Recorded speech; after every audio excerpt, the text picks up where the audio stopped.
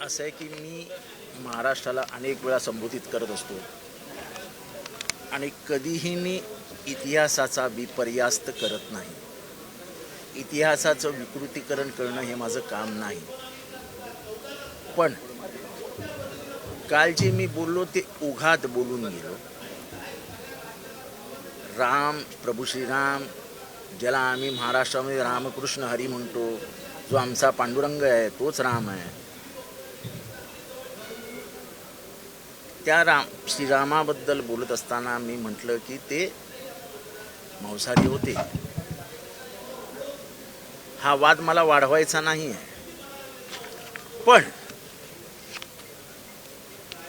जे ह्याच्या विरोधात उभे राहिले त्यांच्या माहितीसाठी सांगतो.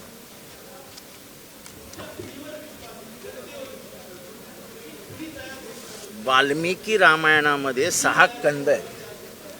बालाकंद, अयोध्याकंद, नारण्यकंद, किशिकिंद, सुंदरकंद आणि युद्धकंद. त्याच्यातलं अयोध्याकंदातलं सर्ग 52 आणि श्लोक 10, श्लोक 102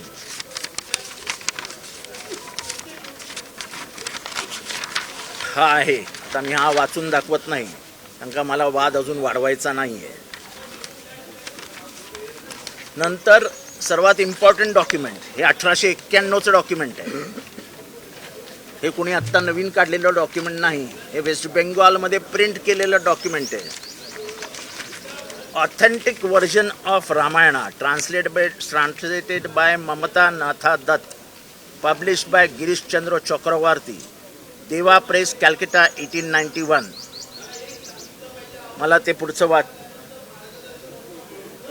मला पुढचं वाचून दाखवायचं नाही आहे. हे आपल्याला वाचायची इच्छा असेल तर मी ती एक कॉपी ठेवतो, आपण ते वाचून घ्या. मला त्याबद्दल काही बोलायचं नाही. मला भारतातल्या IIT मधल्या अनेक पोरांनी अनेक पेपर्स पाठवले. त्यांनी का पाठवले ते माहीत नाही. आणि त्याचं मी त्या काळात कसं वर्जन केलं गेलं आहे, त्याचं कसं ट्रान्सलेशन केलं गेलेलं आहे, तरी ट्रान्सलेशन हे सगळं इथे उपलब्ध आहे. Translation by KMK Murthy, translation by Mamta Nath Dutt, translation by IIT Kanpur, Gita Press, translation by Hariprasad Shastri. आणि हे सगळे स्तोत्र आहेत. म्हणजे इतिहासामध्ये स्तोत्र लागतात इतिहास लिहायला, श्लोक लागतात, म्हणजे माहिती लागते बेसिकली काही लिहायला. आता वाल्मिकी रामायणामध्ये जर काही लिहिलं असेल तर त्याच्यावरती कोणाचा आक्षेप असेल का, तर त्यांनी ते सांगावं. खरं तर पिक्चरबद्दल मला बोलायचं नाही आहे, पण एक उदाहरण म्हणून सांगतो. अन्नपुराणी नावाचं पिक्चर आलं आहे 1 डिसेंबर 2023ला. दक्षिणेतले सुपरस्टार दोघंही त्याच्यात काम करत आहेत. त्याच्यामध्ये त्यांनी पाठांतर म्हणजे वाल्मिकींनी लिहिलेल्या रामायणातला एक श्लोक किंवा काय ज्याला म्हणाल ते हा म्हणून दाखवलाय आणि त्याचा अर्थही समजून सांगितलाय. आपल्याला तेही बघायचं असेल तर तेही माझ्याकडे उपलब्ध आहे.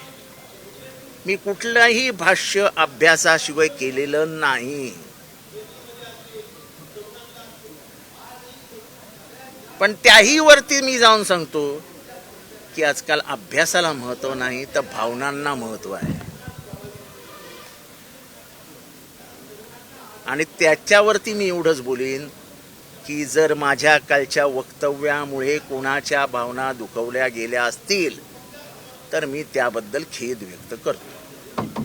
आज अनेक ठिकाणी गुन्हे दाखल होत आहेत तुमच्या विरोधात आंदोलन. हे बघा, मी बाबासाहेब आंबेडकरांना मानणारा कार्यकर्ता आहे. मला फ्रीडम ऑफ स्पीच आहे. आता वाल्मिकींनी जे लिहिलं तर तुम्हाला गुन्हा कोणावर दाखल करावा लागेल ते मला नाही बोलायचं. आता परत नवीन कॉन्ट्रोवर्सी नको. त्यामुळे मी गुन्ह्या बिन्ह्याला घाबरत नाही. लॉजिकली तुम्हाला माझ्याशी बोलायचं असेल तर या बोलायला.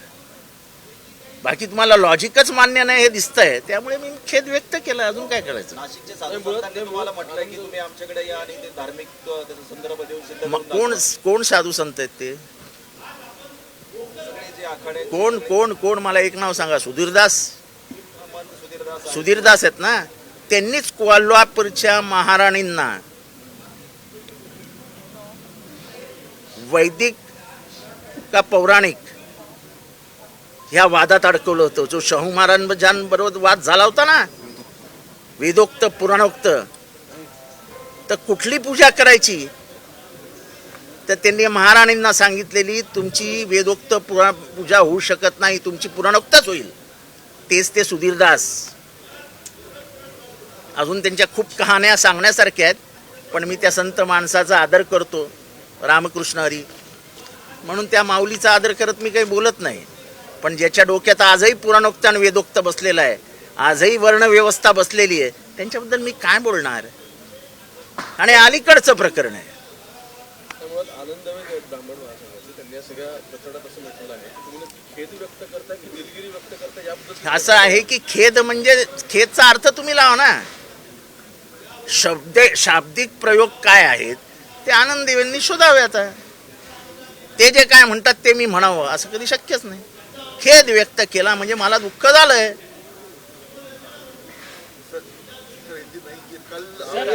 नितेश राणे म्हणतात की मांसाहार केला असेल याचा पुरावा असेल तर दाखवा, नाहीतर मुंबईला जाऊन राहा, धर्मांतर करा. असं आहे की नितेश राणे वाचतात किती, ऐकतात किती, बोलतात किती, याच्याबद्दल अख्ख्या महाराष्ट्राला प्रश्न आहे. आज सगळे पुरावे ते उपलब्ध आहेत.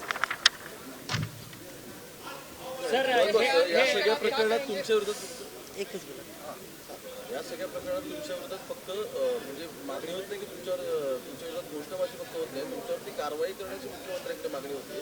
आणि या सगळ्यातून माझी अटक कर असे भाजपचे माझं म्हणणं हे आहे की ज्यांना लॉजिकली भांडायचं नसतं त्यांचा हा मार्ग असतो की याला अटक करा, याला जेलमध्ये टाका.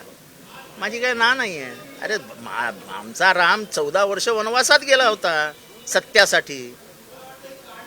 अरे तो आमचा राम आहे, आम्हा बहुजनांचा राम आहे, क्षत्रिय आहे तो. तुम्ही अपहरण करता आमच्या रामाचं. तो आमचा मर्यादा पुरुषोत्तम राम आहे, शबरीचं बोरं खाणारा राम आहे,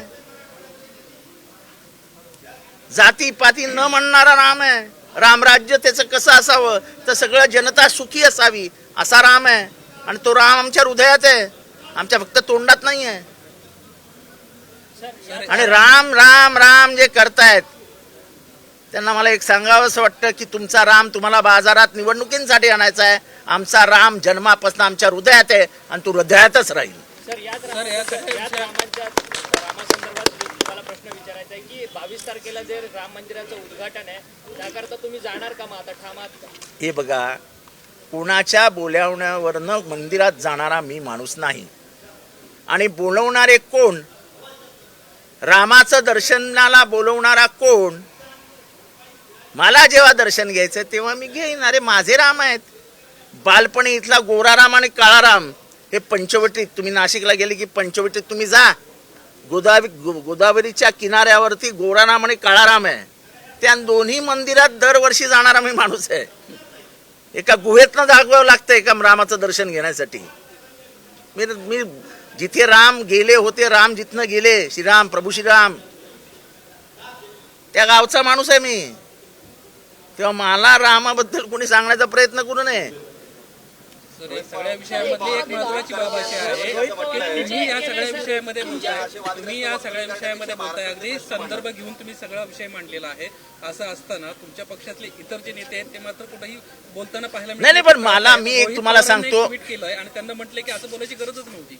रोहित पवार काय बोलतात ह्याच्याकडे मी फार महत्त्व देत नाही आणि मला काय फार त्यांच्याविषयी बोलायचं नाही. अजून लहान आहेत, पहिली टर्म आहे त्यांची. राहिली गोष्ट आपण काय विचारत होतात, आपण संदर्भात पक्ष असं आहे की नेहमी शरद पवारांचं एक नेहमी मला सांगायचं असायचं की जितेंद्र सामाजिक बाजू, सामाजिक आशय मांडताना पक्ष त्याला जबाबदार नाही. पक्ष कधीही सामाजिक आशय ठरवत नाही. याचं ज्वलंत उदाहरण म्हणजे मी जेव्हा पुरंदरेंच्या विरोधात उतरलो तेव्हा आमचे प्रदेशाध्यक्ष तटकरे यांनी मला सांगितलेलं तू जाऊन पुरंदरेंची माफी माग.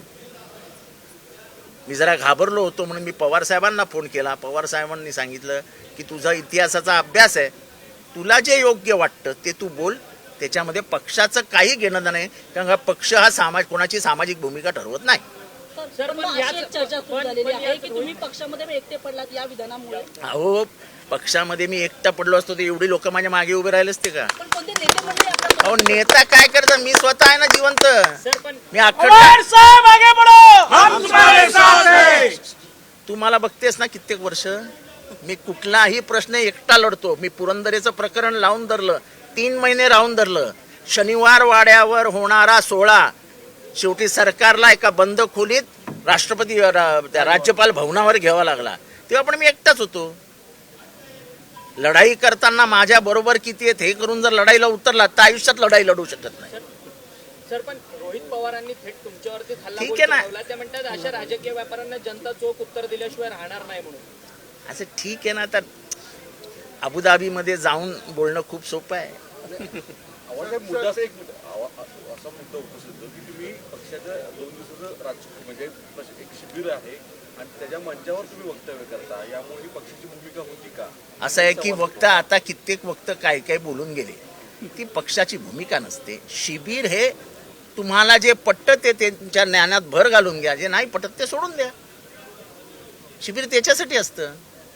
कुठलंही जेव्हा भाष्य केलं जातं तेव्हा कार्यकर्त्यांना पटतं तेवढं कार्यकर्त्यांनी घेऊ, जे पटत नाही ते सोडून द्यावं. यातला मुद्दा हा आहे की तुम्ही पक्षाच्या व्यासपीठावरती ते वक्तव्य पक्षाच्या केलं, व्यासपीठावरती आता वानखेडे बोलतायत. पण ते इन्व्हायटेड नेते आहेत ना. असं आहे की आम्ही सुद्धा पक्षाचे नेते असलो तरी आम्हाला विषय दिलेले होते आणि आम्ही आमच्या विषयावर बोलू शकतो. ते पक्षाने स्वीकारावं, असं पक्षावरती बंधन नाही आहे.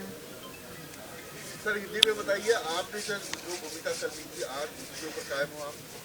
देखो, मैं उस भूमिका के बारे में बता रहा हूँ कि मैंने कोई खुद की भूमिका घर से नहीं लाई थी.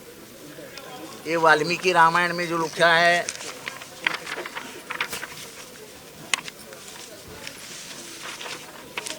ये जो ऑथेंटिक वर्जन ऑफ रामायण लिखा है 1891 की किताब है, कलकत्ता में प्रिंट हुई है. कुछ IIT कानपुर ने इसके ऊपर बड़ा काम किया है और ये सब मैं जनता के सामने आपके माध्यम से रख रहा हूँ. ये तो मैंने नहीं किया. 1891 में जो लिखा वो वाल्मीकि रामायण का कथन किया है, वो तो मैंने नहीं किया. तो श्लोक सहित है धीरे.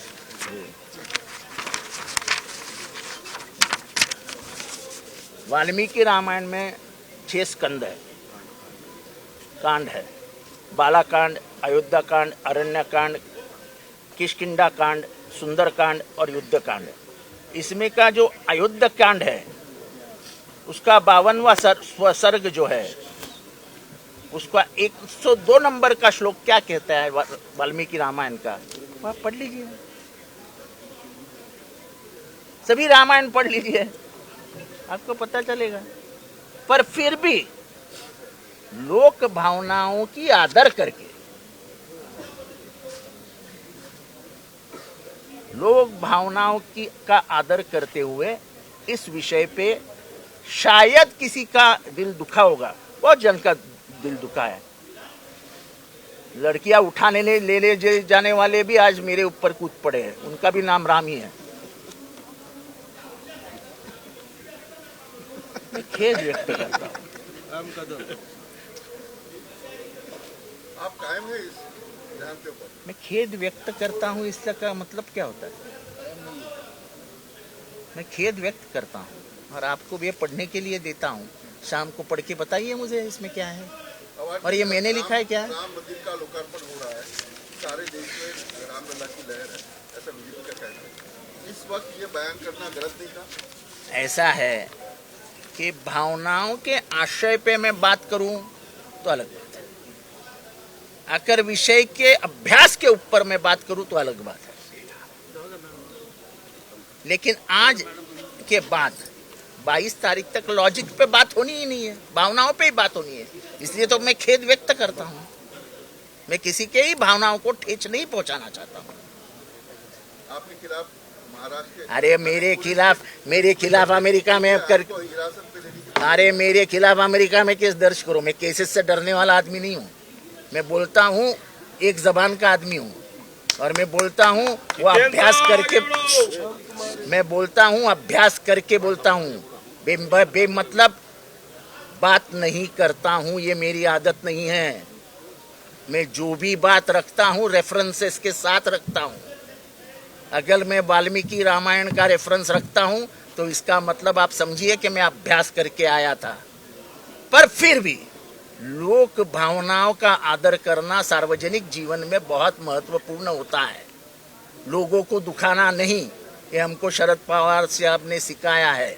सत्य कितना भी कड़वा हो, वो कड़वा जहर आप खुद पी लीजिए, लेकिन लोगों को मत दुखाओ, ये साहब ने मुझे कहा है। इसलिए मैंने लोगों के प्रति जो खेद व्यक्त कर रहा हूँ। और क्या,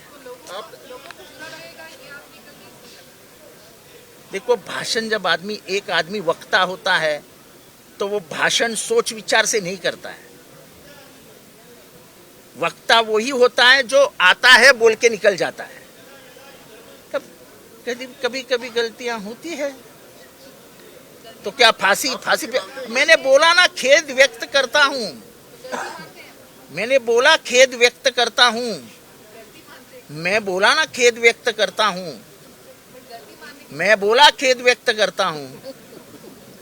क्या आपके इस बयान से राष्ट्रवादी कांग्रेस शरद पवार ग्रुप को नुकसान नहीं होगा? देखो ऐसा है, सामाजिक आशय पे बात करने की स्वतंत्रता इस पक्ष में हमको दी गई है। ये पार्टी पॉलिटिक्स इसमें आता नहीं। मैं उदाहरण देता हूं कि बम पुरंदरे ने लिखे हुए शिवाजी महाराज के इतिहास पे सबसे बड़ी पहली उंगली मैंने उठाई थी। मुझे पार्टी में तब तटकरे थे, तटकरे ने बोला था माफी मांग लो, मैंने कहा था मैं माफी नहीं मांगूंगा। और मैंने शरद पवार जी से जब कहा तो बोले हमारा क्या संबंध तुम्हारे से, तुम्हारा जो सामाजिक विषय है आप उसको आगे बढ़ाइए, नहीं बढ़ाने तो मत बढ़ाइए। पार्टी का और तुम्हारा इस माध्यम में कोई लेना देना नहीं। और भी इस विषय पे पार्टी का कोई संबंध नहीं, वो मैं बोला हूँ, पार्टी नहीं कहा है, पार्टी की ऑफिशियल लाइन नहीं है ये। अरे हम राम भक्त है, हम भी अयोध्या जाने वाले हैं, राम का दर्शन लेने वाले हैं, पर हमारा राम ये बहुजनों का राम है, सबका भला करने वाला राम है। वो राम यहाँ की बेरोजगारी देख के वापस चला जाएगा, वो राम यहाँ पे महिलाओं पे हो रहे अत्याचार देख के वापस चला जाएगा अगर वो कभी आने वाले रहेंगे तो।